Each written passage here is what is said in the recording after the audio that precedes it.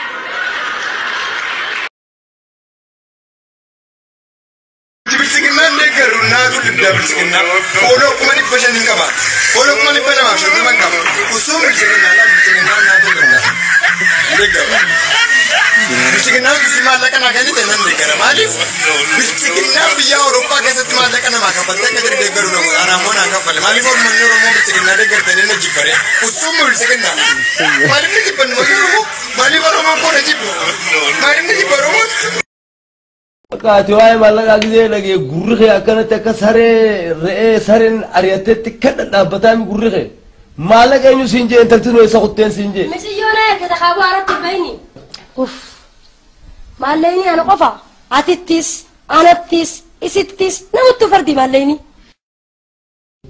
أنك تبين جنني أنك بين هرجع مين جاي كسبنا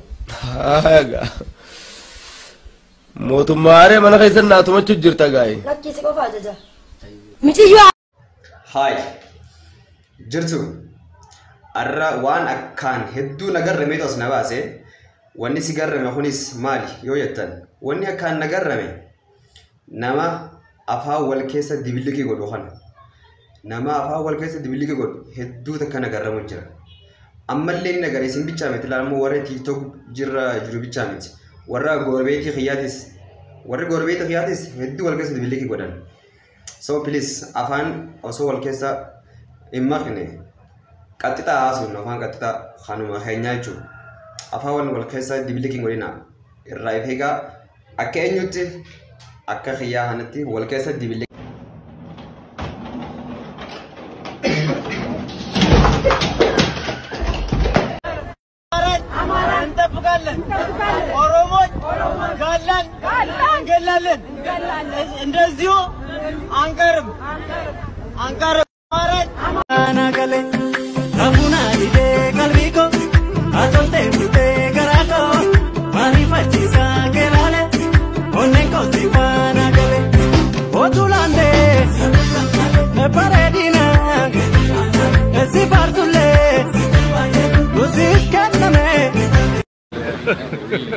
Hey y'all, come look at this.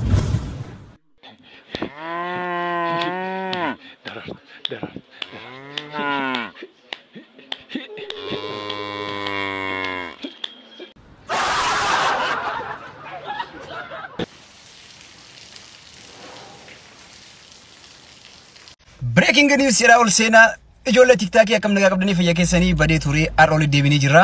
Waan haaraa qabadhee isin dhufi wanti haaraan waan ajaa'ibaati. Yooni Maanyaa rifeensa dhaabbachuu isaa dhagahee Hangaasaa Ibrahim Turki deeme. Turki deemee hospitaala seenee erga rifeensa dhaabbachuudhaaf itti himatee booda rifeensa bobaa jalaa yookiin ammoo iddoo biraarraa fuudha buqqisanii dhaaban. Kana wal qabatee Yooni Maanyaa dura rifeensa bobaa jalaa buqqisanii mataarra dhaabaniif yeroo Yooni Maanyaa mataa tuqan hin qirqirfata. As jalaa buqqisanii dhaaban waan ta'eef Hangaasaa Ibrahim bobaa jalaa hin qabuun dhabanii oorruu gadii keessaa buqqisanii dhaabaniif. Baay'ee dhaabateera. Oorruu gadii keessaa buqqisanii dhaabanii fi yeroo dubara dabbaa qabdu arge mataa isaa kan dhaaban. No.